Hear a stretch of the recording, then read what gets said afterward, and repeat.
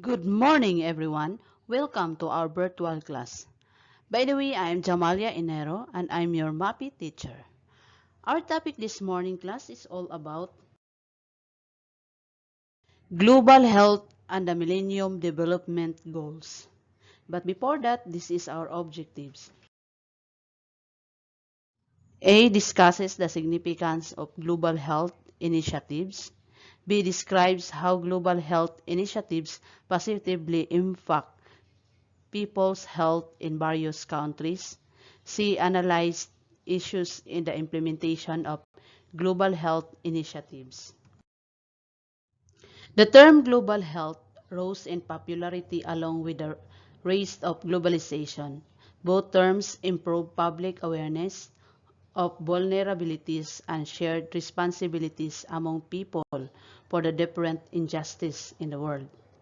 Ilona Kickbosh, 2006, Director of the Global Health Program at the Graduate Institute of International and Development Studies in Geneva, Switzerland, states that global health pertains to various health issues, concerns, and trends which go beyond national boundaries and call for global initiatives for the protection and promotion of people's health across the world. Copeland Associates 2009 states that global health is an area for study, research, and practice that prioritized health improvement and achieving partiality in healthcare and wellness worldwide. Beagle, Hall, and Bonita 2010 give a short but meaningful definition of global health. Cooperative research and action of international communities to promote health for all. So this is the example of global health.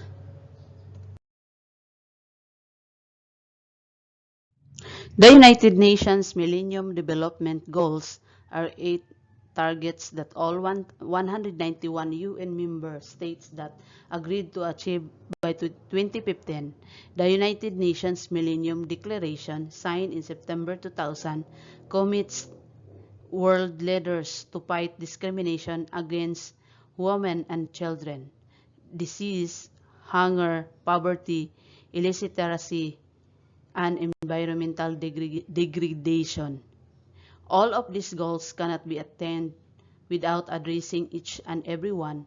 All of them influence, affect, and depend on better global health programs and policies. Developing countries, particularly in Africa and Asia, suffer from extreme poverty and hunger. Poverty and hunger lead to severe malnutrition, which leads to lifelong physical and cognitive learning and reasoning, damage and affects health, well-being, and the economy. Some key suggestions to eradicate poverty and hunger are education, promoting gender equality, producing more jobs, investing more in agriculture, strengthen nutrition programs for children and infants, support and protection of developing and vulnerable countries during crisis. Two persons, particularly women who are educated, are more likely to seek medical care, especially during pregnancy. Ensuring proper nutrition for their family, adopting health sanitary practice, and ensuring immunization of children. As an effect, infants and children have better survival rates, are healthier and better nourished. If these are attained, children who receive primary education are more likely to marry and have their own families at a later stage in life, practice family planning, and have fewer children. Know rights, responsibilities, and civic obligations. Seek employment and sustain personal and family needs. Have decreased risk of getting sexually transmitted infections like HIV, AIDS. Support and protection of developing and vulnerable countries during crisis. Gender equality means equal representation of men and women. It implies that all genders should have equal value and treatment. Equal gender treatment empowers women and other groups, creating opportunities in education, work, finances, and other aspects which improve the economy and lessen effects of financial crisis. Gender equality can be achieved through early childhood development intervention, promotion of women's political rights and involvement, improved reproductive health programs and policies, education and integration gender equality in school curriculum, improve women access to work and strengthen labor policies for women, support and protection of developing and vulnerable countries during crisis. Number 4, programs and policies which help reduce child mortality, like improving nutritional intake, healthcare facilities and infrastructure, and other fields which improve children's lives. Strengthening local and national health programs and policies is one way to reduce child mortality. This includes immunization programs, assuring the survival and better health of mothers, improving reproductive health programs and policies, better nutrition program for infant, children, and mothers. Improved maternal health is not only about mother's health, but also involves the health and wellness of the family. Maternal health also helps eradicate other problems like poverty, gender inequality, decreases workforce, lowest birth deaths, and disability of women.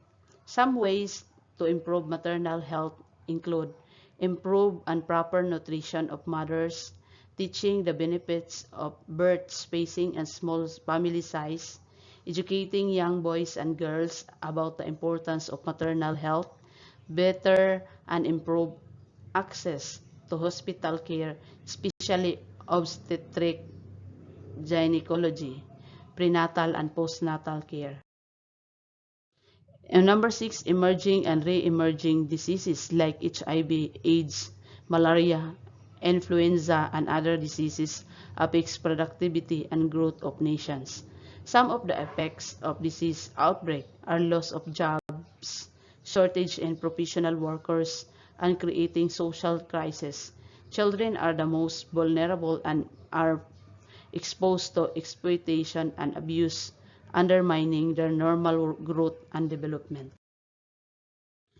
Include effective prevention, treatment, and care like improve housing conditions, increase access to anti-malarial medicines, promoting safer sex behavior, and preventive education for all, promoting tuberculosis or TB, screening of HIV, AIDS persons, and TB directly observed treatment short or TB DOTS course therapy, promoting the use of insecticide-treated nets to find mosquito-borne diseases.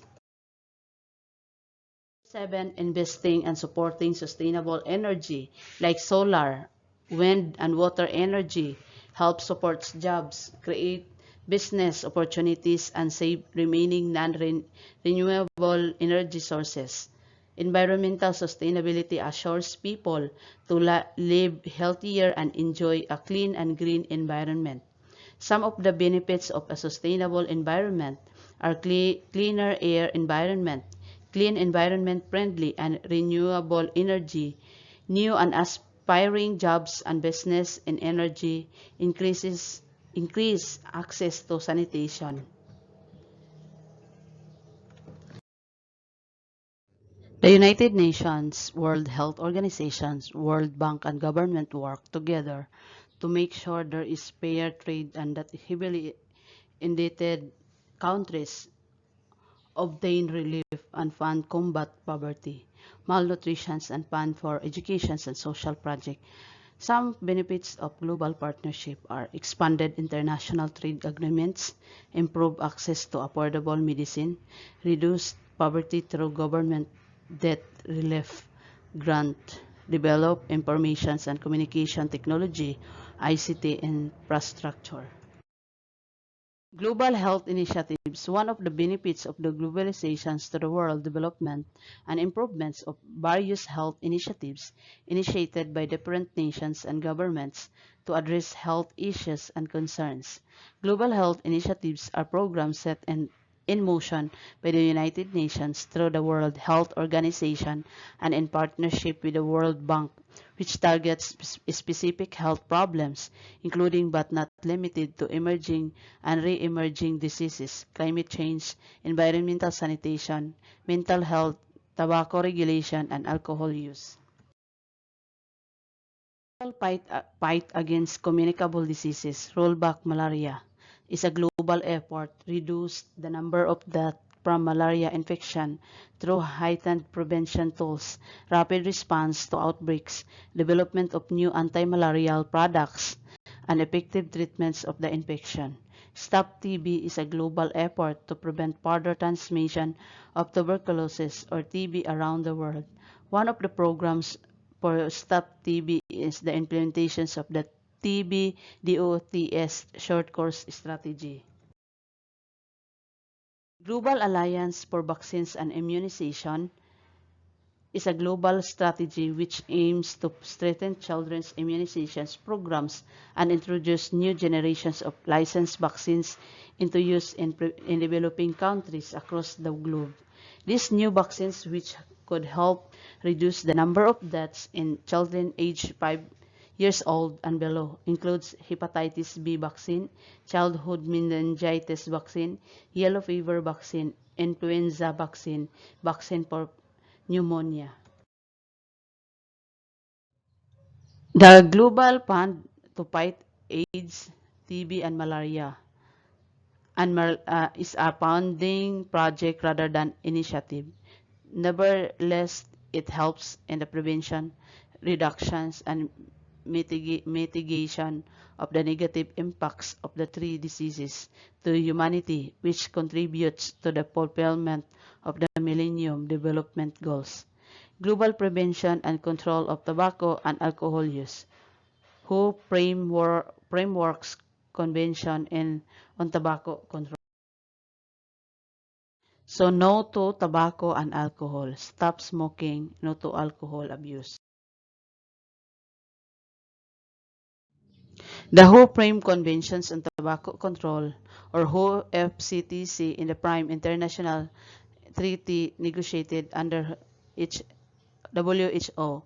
The WHO FCTC came into existence in reaction to the global epidemic of tobacco use and abuse. It reaffirms the right of every individual across the world to the highest standard of health, promoting public health and providing new legal means for global health cooperation.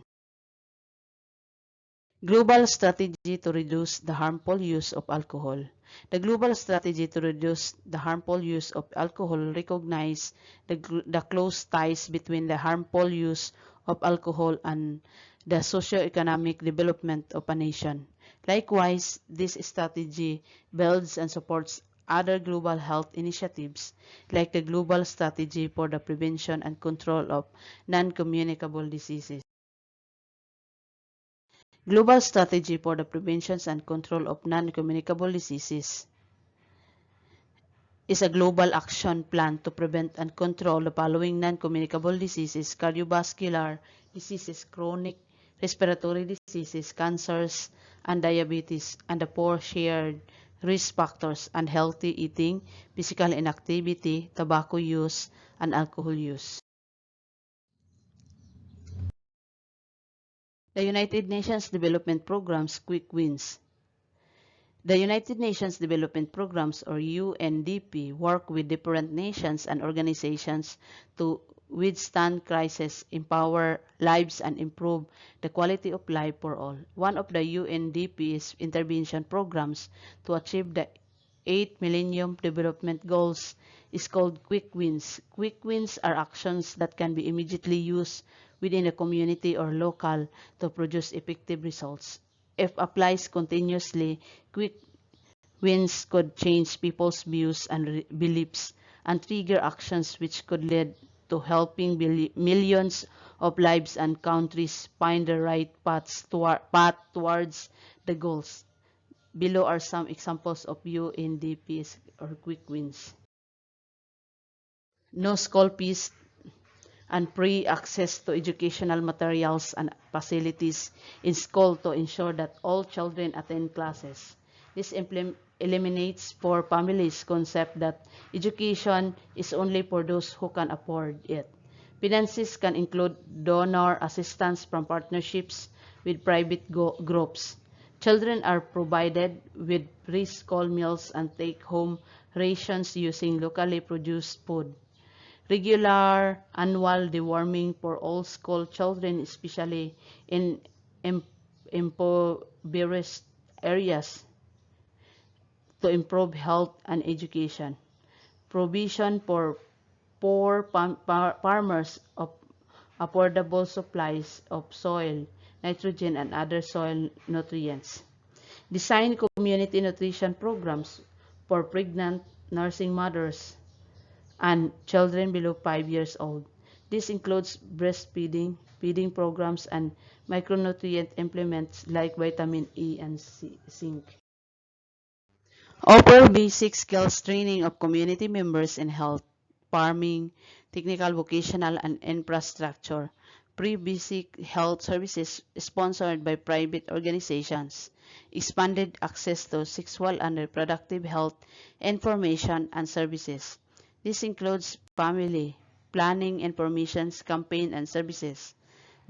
Distribution of free, effective, and efficient insecticide-treated bed nets to families, especially in malaria and dengue endemic areas.